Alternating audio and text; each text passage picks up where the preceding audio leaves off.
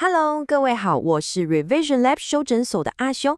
今天我们要来聊一个最近大家可能很关心，甚至有点害怕的成分——红曲。这东西啊，可以说是经历了一趟云霄飞车，从保健食品的神坛一度跌落到食安风暴的核心。那你可能不知道，这趟旅程的终点其实是一个从台湾实验室出发，最终撼动全世界的科学逆袭故事。这不只是关于健康，更是一场关于风险、创新以及如何用顶尖的科学把危机变成转机的精彩对决。我问你哦，现在一讲到红曲，你脑中第一个浮现的是什么？是以前那个广告打很凶，说能降胆固醇的保健明星，还是最近日本小林制药闹得满城风雨，甚至出了人命的那个食安风暴？这两种天差地远的印象，正好就点出了我们今天要探讨的核心矛盾。一个传承这么久的食材，它究竟是敌是友？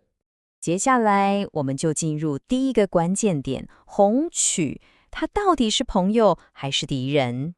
要回答这个问题呀，我们必须先认识它体内那个，可以说是让人又爱又恨的关键成分。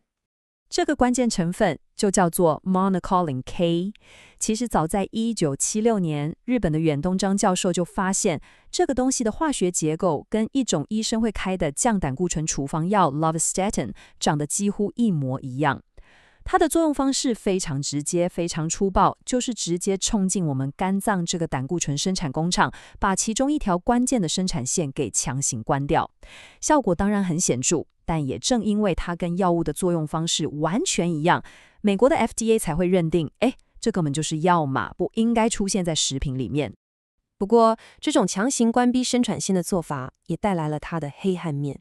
学术界和医学报告陆续提出了警告，从相对轻微的肌肉酸痛到比较严重的，叫做横纹肌溶解症。白话讲就是你的肌肉会被分解。更麻烦的是，有些研究还指出，它可能会增加第一型糖尿病的风险。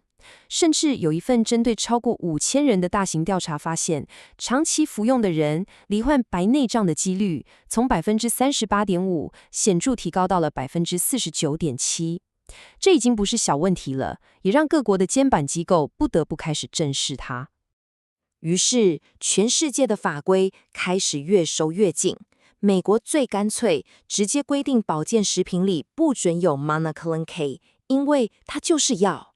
加拿大设定了非常低的限量，欧盟在2022年更进一步规定，你每天吃的剂量中，所有的 Monocolin 加起来不能超过3毫克。那更严格的，像是瑞士、冰岛，是直接要求零检出。这一切都指向一个事实 ：Monocolin K 的风险已经是全球的共识了。就在全世界对 Monocolin K 的疑虑越来越深的时候，一场来自日本的风暴，可以说是为所有人敲响了最大声也最致命的一记警钟。没错，就是小林制药事件。我们来快速回顾一下这整起事件的时间线。小林制药其实是在2016年透过收购才开始卖红曲产品，时间快转到2023年底，他们的大阪工厂突然就关闭了。现在回头看，这可能就是问题已经浮现的讯号。一直拖到2024年3月，公司才终于承认，因为接获多起消费者出现肾脏问题的报告，决定自主回收。又过了1个月，元凶终于水落石出，是一种由青霉菌所产生的毒素，叫做软毛青霉酸。官方公布的死亡人数是个位数，但后续的追踪和媒体报道都指出，实际的数字可能远远超过100人。这场悲剧可以说是彻底重创了日本制造的金字招牌。那污染源到底是什么？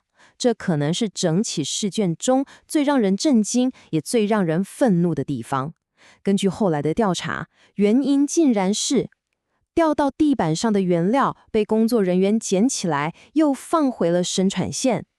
你没听错，一个这么基本的品管疏失，却酿成了一场巨大的工卫灾难。这也凸显了传统那种开放式发酵制成的风险有多高，只要一个环节出错，就可能产生致命的毒素。这就引发了另一个思考。难道红曲的好处就一定得跟风险绑在一起吗？答案是不用。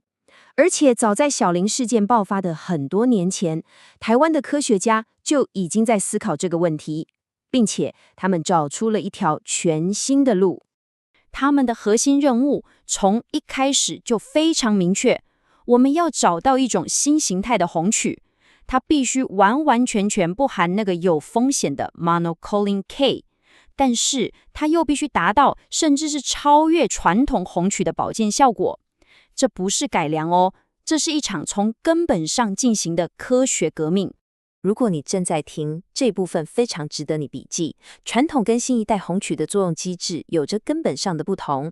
传统的 monocolin K， 我们前面比喻过，就像是拿着大铁锤去强行关闭肝脏的生产线。而台湾团队找到的2个全新活性成分 oncoflavin 跟 momasin， 它的作用方式完全不一样。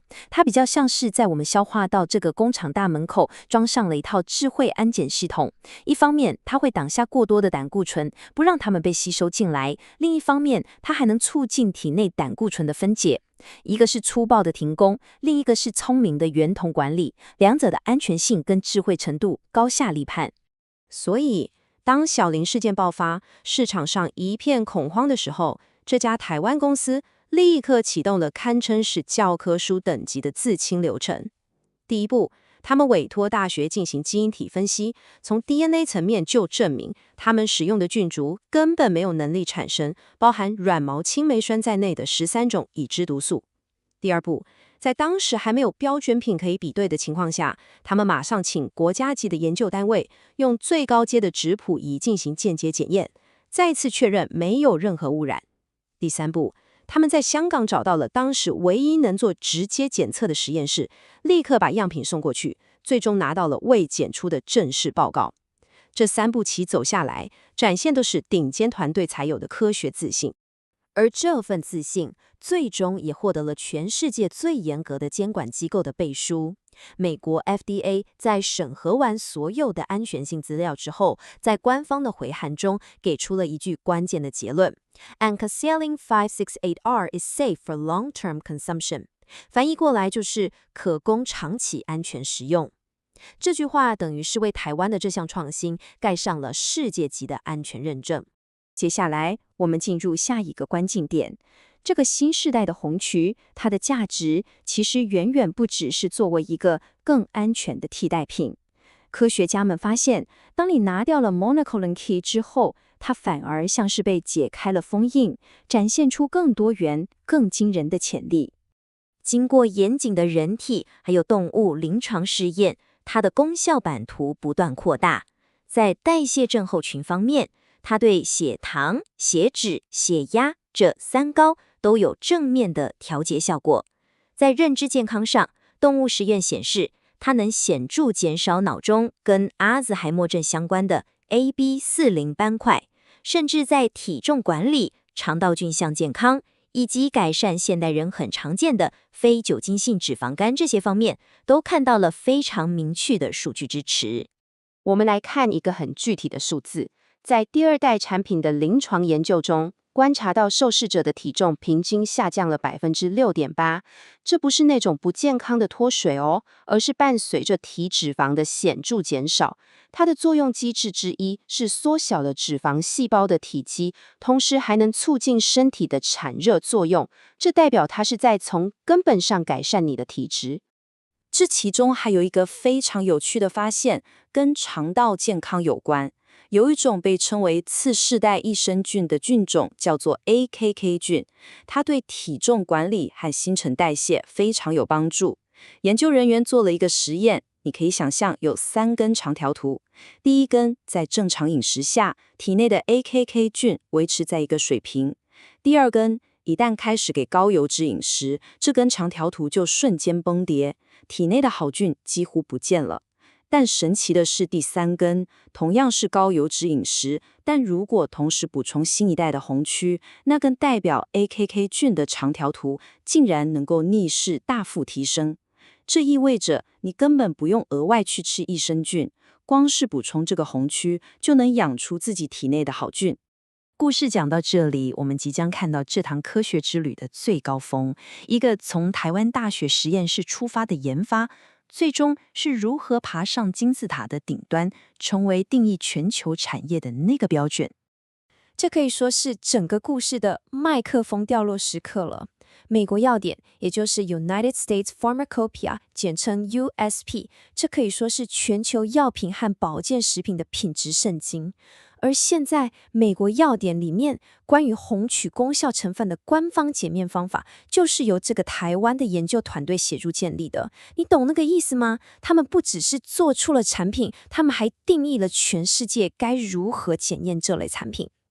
有一句话完美总结了这项成就的意义：我们不只是创造了一个产品，我们协助为全世界建立了安全与品质的标准。